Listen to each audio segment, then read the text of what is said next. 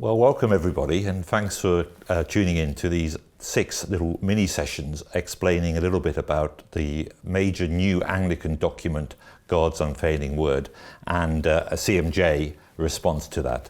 My name is Alex Jacob, and I work with the Church's ministry among Jewish people. Now, this teaching report, God's Unfailing Word, is this major new document by the Church of England. And really, as you're listening to these little teaching clips, it's really good if you've got a copy of the major report. And also CMJ has produced our own response to this report. And again, that's really good to have as well. So basically what I want to be doing is go through the report using this new CMJ commentary, this new CMJ response to the report. Now, the original report you can buy from Church House Publishing, or you can download a copy from the CMJ UK website. Equally, the CMJ response, God's Unfailing Word, the response, is available from our new CMJ website shop, and you can purchase that for £2. If you're a Romans 15:8 member, it's free of charge. And I'll be going through this guide section by section over the next 6 mini sessions with you. Now, if you've got the CMJ guide and you turn to page 3, that gives a little introduction to the Anglican report. Now, the report was launched on the 21st of November in 2019 at the Queen's Foundation in Birmingham. And I was at that launch with about 80 church leaders and theological students. In fact, when I looked around the room, I noticed there was 2 Roman Catholic bishops, 7 Anglican bishops, and 4 senior rabbis. Now that sounds to me like the start of a fantastic religious joke, but unfortunately I don't have a punchline for that. But the launch was really good, and I think is one of the most interesting times to see how the church is wrestling with this issue about how does the church relate to Jewish people, how does the church relate to Israel. And whatever you think of this report, the Anglican report, and whatever you think about CMJ's response, one thing which I think we would agree on is that this report will shape Christian-Jewish relations for at least another generation. So this report is very, very significant. Now, just to outline the position of the Church's ministry among Jewish people, CMJ, we were not invited to be part of the report team. So the report is separate from us, but as the report got towards its final stage, we were invited to make comments. And I made a number of submissions to the report editorial team, and some of those submissions were accepted and some were not. So in one sense, I think CMJ is disappointed we were not part of the original team, but we're equally thankful that we were able to have some right of reply and some contribution to the process before the final launch in November 2019.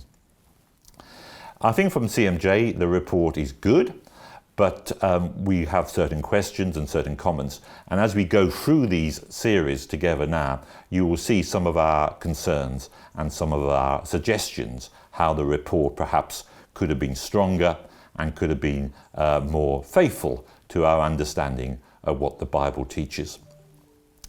So this Church of England report doesn't stand alone.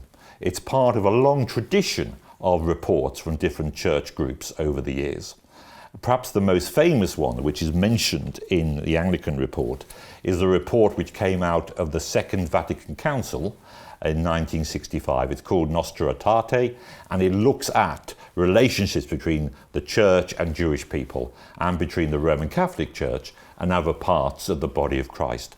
So in a sense, Nostra Aetate sets the tone for some of this religious reflection and theological teaching.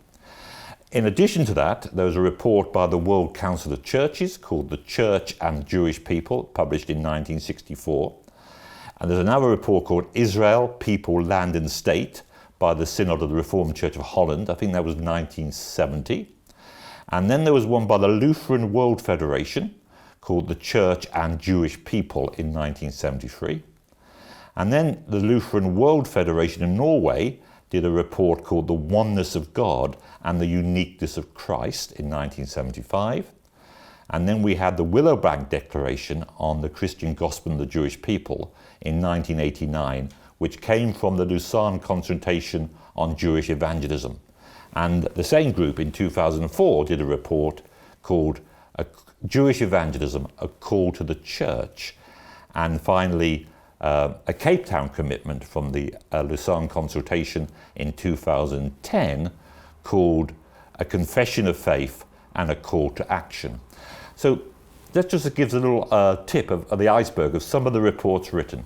And if you're interested in seeing how the Anglican report fits into the wider reports from various parts of the church, some of those reports will be really helpful to study. Now, on page 4 of the original report, the Anglican report, there is a lovely quote from the Archbishop of Canterbury, Archbishop Justin, and this is his quotation. Understanding the relationship between Christianity and Judaism is not an optional extra, but a vital component of Christian formation and discipleship. It informs our Bible study, our prayer, our worship, as well as our relationships with Jewish neighbours, friends and colleagues.